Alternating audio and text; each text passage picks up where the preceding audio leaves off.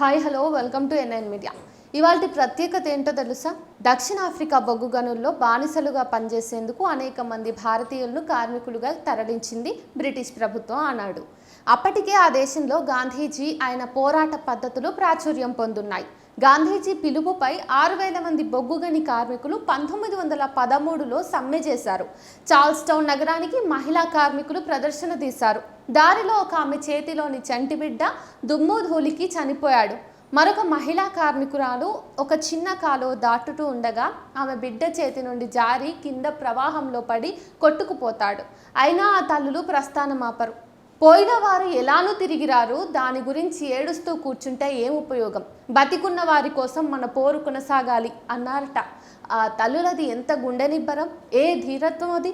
వారి త్యాగనిరతిని చూసి గాంధీజీ ఆశ్చర్యపోయారని గాంధీజీ జీవిత చరిత్ర రాసిన దీన్నాథ్ టెండూల్కర్ పేర్కొన్నారు. ఒక సిద్ధాంతం ప్రజల్ని ఆవహిస్తే అది భౌతిక శక్తిగా మారుతుందన్న మార్క్స్ మాట 1913లో ఎంత నిజమో 2025 జూలైలోనూ అంతే నిజం.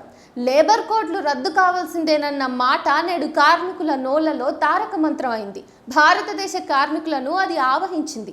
అందుకే వందలు వేలలో కాదు, లక్షలు కోట్లలో కార్మికులు కదులుతున్నారు. కార్మికోద్యమ ఉనికి ప్రమాదంలో పడ్డప్పుడు యావత్ కార్మికులకు శిగమొచ్చుగరా. పారిస్లోని అతి పురాతన సోర్బోనీ విశ్వవిద్యాలయం గోడలపై రాసిన నినాదం ఏంటంటే, మాంసాహారం ఆరగించే పువ్వు ఈ సమాజం అనే విషయం అర్థమయ్యే కొద్దీ కార్మికుల్లో కదలిక ద్విగుణీకృతమవుతోంది. అడవిలో లేడిపిల్ల దానంతటదే చావలేదు, పులి చంపితేనే చచ్చింది. నేటి మన దేశ పెట్టుబడిదారీ విధానం 1845లో ఏంగెల్స్ రాసిన ప్రామాణిక గ్రంథం ఇంగ్లాండ్లో కార్మికుల స్థితిగతులలో చెప్పినట్టుగానే అదే సారాంశంలో ఉండడం ఏమంత ఆశ్చర్యం కలిగించదు. అది పెట్టుబడి నైజం. పెట్టుబడి ఆకలి తీరలేదనడానికి పాషమైలారం సిగాచి కర్మాగార ఘటనే నిదర్శనం. దానికి కారణం లేబర్ కోడ్లే. ఈ విషయం సంగారెడ్డి జిల్లానే కాదు, యావత్ తెలంగాణ కార్మికులు అర్థం చేసుకున్నారు. Occupational safety, health and working conditions కోడ్లో 500 మంది కార్మికులున్న పరిశ్రమల్లోనే అంబులెన్స్ సౌకర్యం కల్పించాలనుంది. అది లేకపోవటం వల్లే సగం కాలిన తోటి కార్మికులను సిగాచి కంపెనీ డ్యూటీ బస్లో ఆసుపత్రులకు తరలించాల్సిన దౌర్భాగ్యం ఆ కార్మికులకు ఏర్పడ్డది. సమయానికి అంబులెన్స్లుండి వాటిలో అవసరమైన ఎక్విప్మెంట్లు ఉండి శిక్షణ పొందిన సిబ్బంది ఉంటే ఇంకొన్ని ప్రాణాలైనా నిలిచిపోయేవేమో అనిపిస్తుంది. 150కి పైగా కెమికల్, ఫార్మా కంపెనీలున్న పాషమైలారం క్లస్టర్లో నిర్దిష్ట సంఖ్యలో అంబులెన్స్లు ఉండటం అత్యవసరం అనే అంశం ఇప్పటికైనా పాలకులకు అర్థం కావాలి. సిగాచితో పాటు ఏ కంపెనీలో ప్రమాదాలు జరిగి కార్మికులు మరణిస్తున్నా వాళ్ళంతా బీహార్, యూపీ, ఒడిశా, బెంగాల్, జార్ఖండ్ రాష్ట్రాలకు చెందిన వారే. ఇవన్నీ బీజేపీ పాలిత లేదా అది అధికారంలోకి రావాలనుకునే రాష్ట్రాలే.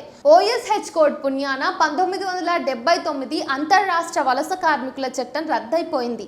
మరి ఈ వలస కార్మికులకు దిక్కేంటి? కార్పొరేట్ల ప్రయోజనాలే బీజేపీకి ముద్దు. దాని ముందు వలస కార్మికుల జీవితాలు ఒక లెక్కన. పని గంటలు పెంచడం, అధునాతన యంత్రాలతో పని తీవ్రత కలిగించడం, ఈ రెండు అదనపు విలువ గుంజడంలో కీలకమైనవి. ఇది నేడు నిరాఘాటంగా సాగిపోతోంది. అందుకనే 1845 ఏంగెల్స్ పుస్తకంతో పోల్చింది. దీనికి తోడు వివిధ పేర్లతో పిలిచే తాత్కాలిక కార్మికుల సంఖ్య పెరిగిపోతోంది. దాంతో పిఎఫ్, ఈఎస్ఐ కాంట్రిబ్యూషన్లు మిగిలిపోతున్న యజమానులకు. 2014లోనే అప్రెంటిస్ చట్టాన్ని సవరించింది బీజేపీ. ఏ సంక్షేమ చట్టాలు వర్తించని అప్రెంటిస్లు, ఫిక్స్డ్ టర్మ్ ఎంప్లాయీస్ నిండిపోతున్నారు అనేక పరిశ్రమల్లో. ఇంకా ఆటోమొబైల్ పరిశ్రమల్లో రోబోట్లతో పనిచేయించుకోవటం పెరిగిపోయింది. మరో కీలక విషయం ఏంటంటే 2020లో దేశమంతా కరోనా కల్లోలంలో ఉంటే ప్రతిపక్షాన్ని బయటకి నెట్టేసి పార్లమెంట్లో లేబర్ కోడ్లు ఆమోదించుకుంది బీజేపీ ప్రభుత్వం. పహల్గాం దాడిలో దేశం అట్టుడికి పోతా ఉంటే ఈ కోడ్లను నోటిఫై చేయాలని రాష్ట్రాలను ఒత్తిడి చేస్తోంది. పైన పేర్కొన్నవన్నీ దాని ఫలితమే. నక్కజిత్తులనే మాటని పాపం ఆ నక్కలు అంగీకరిస్తాయో లేదో తెలియదు కానీ అటు అందరి ముందు శిరస్సు వంచి నమస్కారం చేసి ఉపసంహరించుకున్న రైతు నల్ల చట్టాలను దొడ్డిదారిలో మళ్లీ తెచ్చే ప్రయత్నం చేస్తున్న మోడీ సర్కారును నక్కజిత్తులు అనటంలో తప్పులేదనుకుంటా. లేబర్ కోడ్లను మాత్రం దొడ్డిదారి అని అనలేం. సాఫ్ సీదాగా రాష్ట్రాల దారిలో అమలుకు పూనుకుంది. లెఫ్ట్ పాలిత కేరళ ప్రభుత్వం తప్ప మిగతా అన్ని రాష్ట్రాలు అమలుకు సిద్ధమవుతున్నాయి. ఈ విధానాన్ని దేశంలో అమల్లోకి తెచ్చిందే కాంగ్రెస్. కాబట్టి కాంగ్రెస్ పాలిత రాష్ట్రాలు సిద్ధంగానే ఉంటాయి. కర్ణాటకలో ఫ్యాక్టరీల చట్టం సవరించి పని గంటలు 12కి పెంచారు. 3 నెలలకు ఓవర్ టైం చేయాల్సిన పరిమితిని 145 గంటలకు పెంచారు. తెలంగాణ రాష్ట్ర ప్రభుత్వం షాప్స్ యాక్ట్ పరిధి నుండి ఐటీ ఎనేబుల్డ్ సర్వీసెస్ ప్రస్తుతానికి 4 ఏళ్లు మినహాయించింది. ఇప్పుడు పని గంటలే పెంచేశారు. ఇలాంటి సంస్కరణలకు ఆద్యుడిగా తనకి తానే చెప్పుకునే చంద్రబాబు ఏపీలో పని గంటలు పెంచారు. గరిష్టంగా 5 గంటలకు విశ్రాంతి విరామం ఉండాలన్న దాన్ని 6 గంటలు చేశారు. అంటే ఎంత క్లిష్టమైన పనైనా కార్మికులు 6 గంటలు ఏకబిగిన పనిచేయాలన్నమాట. 31 రాష్ట్రాలు, కేంద్రపాలిత ప్రాంతాలు మహిళల్ని రాత్రి షిఫ్టుల్లో అనుమతించాయి. త్రైమాసిక ఓవర్ టైం సీలింగ్ 75 గంటల నుండి 125 గంటలకు పెంచడానికి 12 రాష్ట్రాలు ఆమోదించాయి. ఫ్యాక్టరీ చట్టాన్ని సవరించి ఫ్యాక్టరీ నిర్వచనాన్ని కరెంటుతో నడిచేది 10 మంది నుండి 20 మంది కార్మికులకు, కరెంటుతో నడవనివి 20 నుండి 40కి 19 రాష్ట్రాల్లో పెంచడానికి ఆమోదం పొందాయి. ఎంప్లాయ్మెంట్ స్టాండింగ్ ఆర్డర్స్ చట్టాన్ని సవరించి ఫిక్స్డ్ టర్మ్ ఎంప్లాయ్మెంట్ను 25 రాష్ట్రాలు ఆమోదించాయి. ఐడి యాక్ట్ని సవరించి ఫ్యాక్టరీల లే ఆఫ్కు, మూసివేతకు, కార్మికుల తొలగింపుకు ఉండే పరిమితిని 100 నుండి 300కు 20 రాష్ట్రాలు పెంచేశాయి. ఇవన్నీ లేబర్ కోడ్ల అమలు జరగకుండానేననే విషయం మర్చిపోవద్దు. కేరళ ఎల్డీఎఫ్ ప్రభుత్వం దీనికి భిన్నంగా నిలబడింది. లేబర్ కోడ్లను ఏ రూపంలోనూ అమలు చేయనని ఖరాఖండిగా తేల్చి చెప్పింది. ఓఎస్హెచ్ కోడ్లో యజమానులు తేలిగ్గా తప్పించుకుపోగలిగేలా అన్ని క్లాజులున్నాయి. 500 మంది కంటే తక్కువ కార్మికులున్న ఫ్యాక్టరీ, భవన నిర్మాణ పని కేంద్రాల్లో భద్రతా అధికారిని నియమించక్కర్లేదు. 250 అంతకు తక్కువ మంది కార్మికులు ఉన్న చోట వెల్ఫేర్ ఆఫీసర్ని అంటే సంక్షేమాధికారిని నియమించక్కర్లేదు. అనేక యూనియన్లు కూడా పరిగణలోకి తీసుకోని విషయం. సోషల్ సెక్యూరిటీ కోడ్లోని అధికరణలు కీలకమైంది. బీడీ ఇనుప ఖనిజం మైన్స్ తెలంగాణలో విస్తారంగా ఉన్న సున్నపురాయి, డోలమైట్ గనుల్లో సెస్ వసూలు చేసే అంశాన్ని ప్రభుత్వం తొలగించింది. 2017లోనే జీఎస్టీ రావడంతో భవన నిర్మాణ కార్మికుల సెస్ వసూళ్లు ఆగిపోయాయి. ఇప్పటిదాకా బీడీ కార్మికులకు ఇండ్లు, వారి పిల్లలకు స్కూల్ యూనిఫామ్స్ మొదలైనవి ప్రమాదంలో పడతాయి.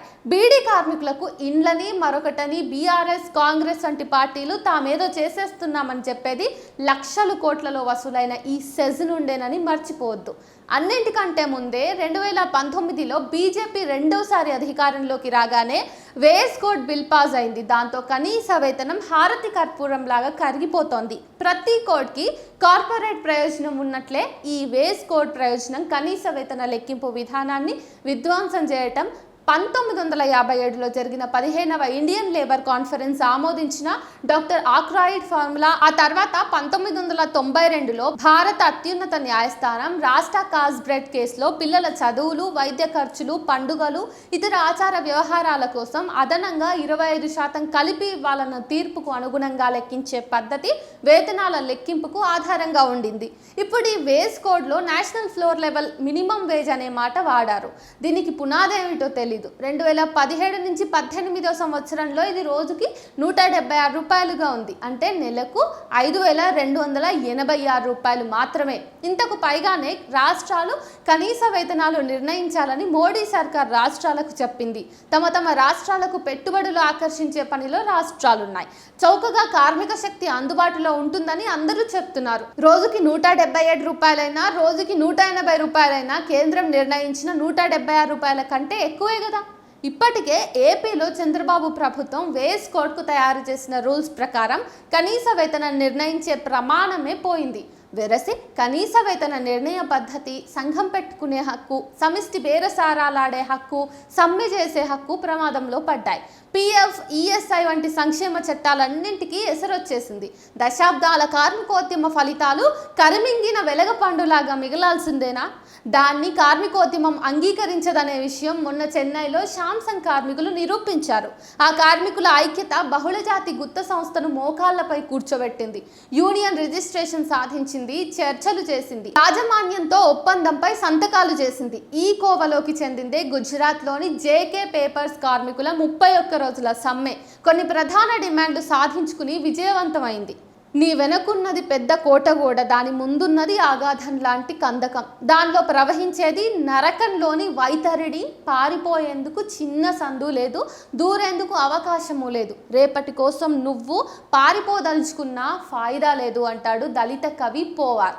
అందుకే శ్రీశ్రీ చెప్పినట్టు కమ్మరి కొలిమి కుమ్మరి చక్రం జాలరి పగ్గం సాలెల మగ్గం, శరీర కష్టం స్ఫురింపజేసే గొడ్డలి రంపం కొడవలి నాగలి సహస్ర ఉత్తులు కదం తొక్కాలి, త్రాచువలే రేచుల వలె జూలై 9లోకి దూకవలెను, అదే మన విధి, పెట్టుబడిపై విరుచుకుపడటమే మన కర్తవ్యం అంటూ ఈరోజు కార్మికులంతా కదులుతున్నారు.